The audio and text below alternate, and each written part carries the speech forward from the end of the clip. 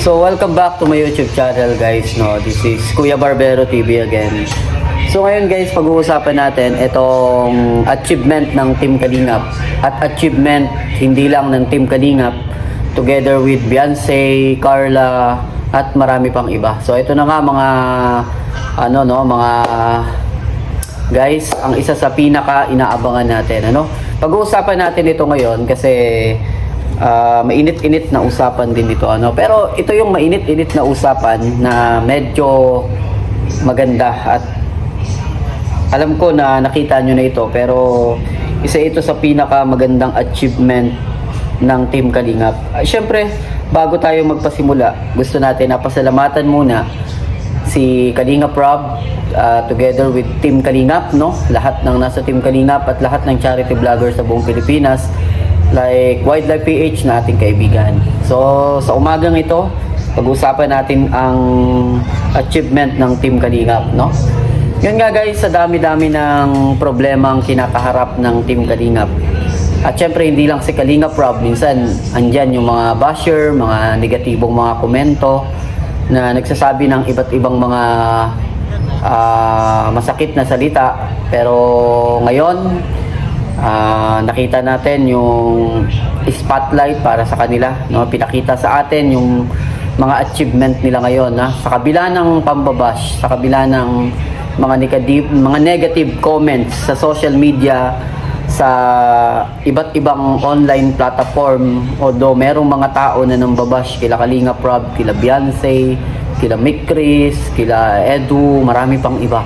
Pero makikita natin ngayon kung gaano ka ika nga yung blessing na dumating sa kanila, So ito na nga guys, pag-usapan muna natin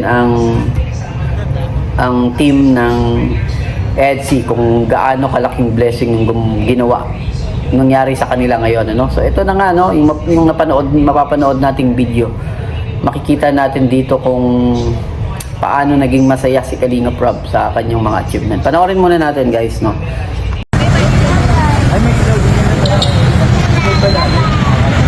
Nakita ko na si Pao, ang laki pala ni Pao.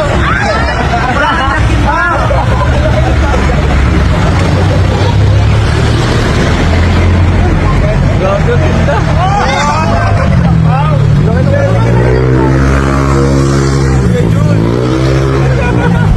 Ano ito? Ingit match ka? Match ako.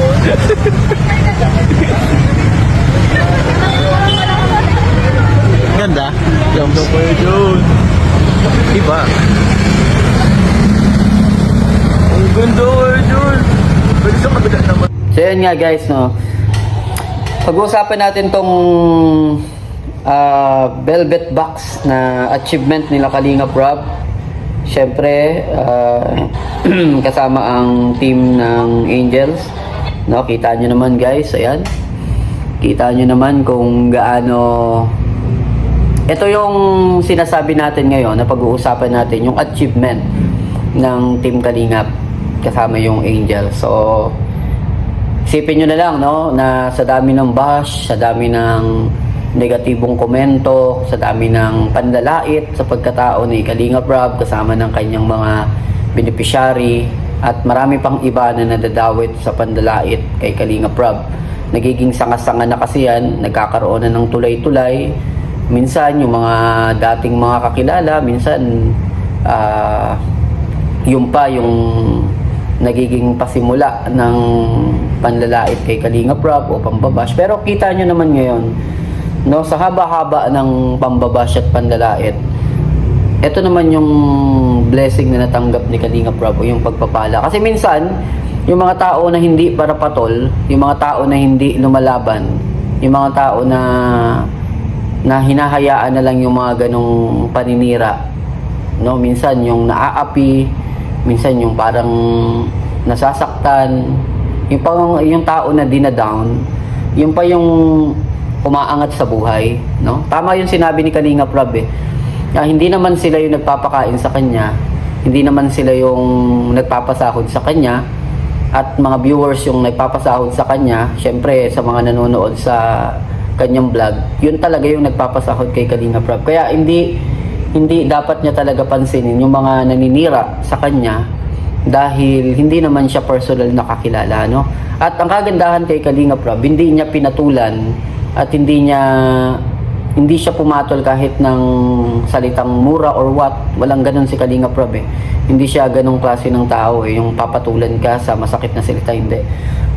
Bagkus ginagawa yun ni Kalinga Prab sa mas magandang paraan pa, no? Minsan mas nagpapakita pa nga siya ng kabaitan kahit kahit minsan mga kakilala na yung nalaman niya na nagbitaw ng mga masasakit na salita ng mga nakaraan sa kanya. Pero kita nyo naman guys kung paano nagkaroon ng blessing at pagpapala. Hindi lang si Kalinga Prab, kundi ang team Kalingap kasama yung mga angels. Ano, alam niyo kung magkano ang billboard, kung magkano ang mga billboard na ganito for renting for a month?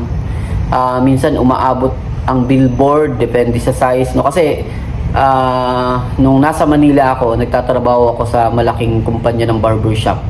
May mga kliyente ako na sila ang may-ari ng mga pwesto, ng mga building na pinag-i-installan ng mga billboard sa kahabaan ng Cubao at ng Top Avenue. Alam niyo kung magkano yung presyo? Depende sa sizes ng billboard na ilalagay. At ang pinakamura na billboard ay umaabot sa 50,000 isang buwan. Maliit pa lang yon. Pero itong billboard na ito ay napakalaki. So malaki yung billboard na ito. Hindi lang ito basta yung normal size na billboard, no? Baka ito ay mga 10 feet or 10 feet yung billboard na ito, ganung kataas. Kaya malamang aabot to ng mga 80,000, no? A month na ilalagay mo yan sa mga daanan, lalo na kapag mga city, no? Ganyan ang presyohan yan, 50,000, 70,000 yung presyo ng mga ganyang kalalaking mga billboard. At yan ay kumbaga meron lang limit or month na makikita ng mga tao. So kung aabutin ito ng mga 2-3 buwan, itong billboard na ito, malamang na mas malaki yung gastos nito. Pero nakita naman natin kung gaano kasuporta yung partnership ni Kalinga Prab, no? Ang isa sa mga CEO din ng Velvet Box Fashion, no? Si partnership ito ni Kalinga Prab, kasama rin si Kalinga Prab sa may-ari din ito. Pero makikita natin na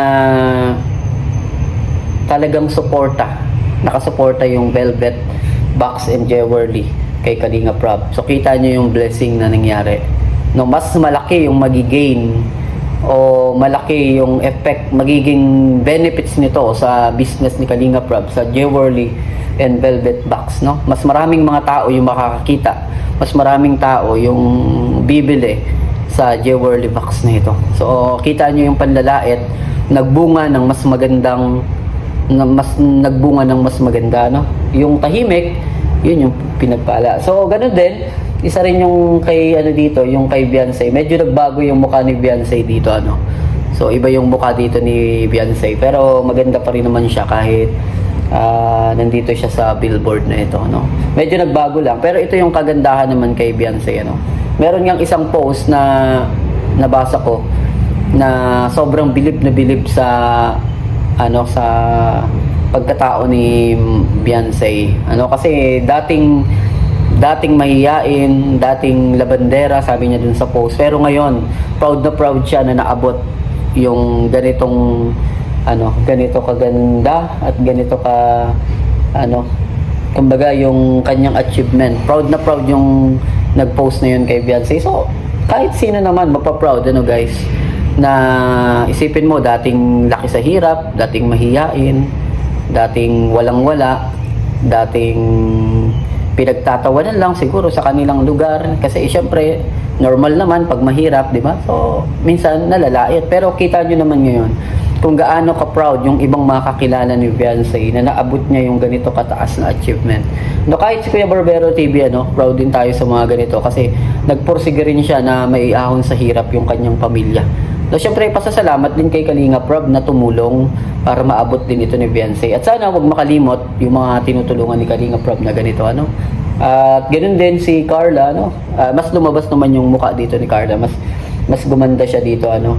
Pero lahat naman ay maganda. Pero minsan kasi, 'di ba, yung makeup, no, kahit maganda sa makeup, nababago sa ano, sa mga billboard, sa mga picture, minsan nagbabago. Pero lahat naman sila maganda dito. At syempre Kalinga Prab, no, na isa sa ano nito, sa founder nito, no.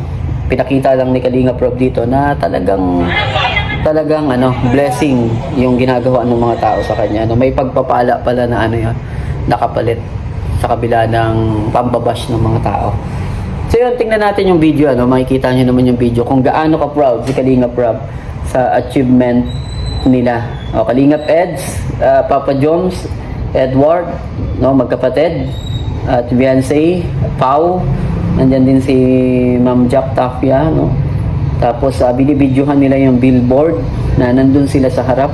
So nakaka-proud naman kasi talaga na makita yung sarili mo, makita yung mukha mo sa isa sa pinakamalalaking tarpaulin sa kalsada, sa kahabaan ng mga city like Naga City, no? Mapaproud ka naman talaga kasi ang hirap na magkaroon ng ganitong mga billboard, lalo na kung ordinaryo kang mga tao, no? Kasi wala kang budget, no? Ang mahal ng ganitong billboard. Pero kita natin yung saya ng Team Kalingap, ano? At syempre si Kuya Barbero TV, no, ito yung pinag-uusapan natin. Sa kabila ng mga negatibong mga komento, mas pinagpapala pa yung tao. Kaya ngayon, iko-congrats natin si Kalinga Prab, syempre together with Kalingap Angels at na marami pang iba. So yun nga guys, no, ang ganda ng kanilang ano, achievement dito. At natutuwa din tayo na ano, at nakaka-proud pala na mga galing sa mahihirap like kagaya ni Beyonce, ni Carla, ni Krista na ngayon ay sumisikat at nakikilala na sa larangan ng social media, ano. So magandang ano yan, magandang pasimula yan para sa kanila. Pero yun nga guys, no, wag lang kakalimutan ng mga tinutulungan ni Kalinga Prab na syempre bilang kuya, normal lang na nag-aalala yan sa kanila. Normal lang minsan na mapayuhan, masabihan, wag lang dadamdamin, wag lang masasaktan. Kasi bilang kuya ni Kalinga Prab, yun yung mapapayo ni Kuya Barbero TV. Bilang kuya ni Kalinga Prab, syempre mag-aano yan eh. Gusto niya na palagi kayong nasa maayos na kalagayan. Ayaw niya mapahama kayo. Kaya kung ano yung ipinapayo ni Kalinga Prab bilang nakatatanda, bilang mas nakakaalam, syempre lamang yung eksperyensado kasi ilang taon na si Kalinga Prab, no, may pamilya na, mas lamang yan. Kumbaga sa experience, alam niyan. Kaya yun yung maipapayo natin sa Team Angels like Beyonce, Krista, Carla, at marami pang iba na nasa Kalingap Angels. Nasundin lang nila kung ano yung ipinapayo ni Kalinga Prab, no? At huwag magtampo kung sakaling napagsasabihan, napapayuhan, kasi yun ay para sa kanila, para sa ikagaganda ng kinabukasan nila, no? So yun po, this is Kuya Barbero TV. Maiksi lang yung ating reaksyon. At nagpapasalamat pa rin tayo sa lahat ng nanonood at sumusuporta kay Kuya Barbero TV. Na mamaya po live din tayo. Kaya sana suportahan nyo yung ating YouTube channel. Please like and share po. At syempre, palike na rin po na ating video. Paiwan ng bakas. Maraming salamat. This is Kuya Barbero TV and bye-bye.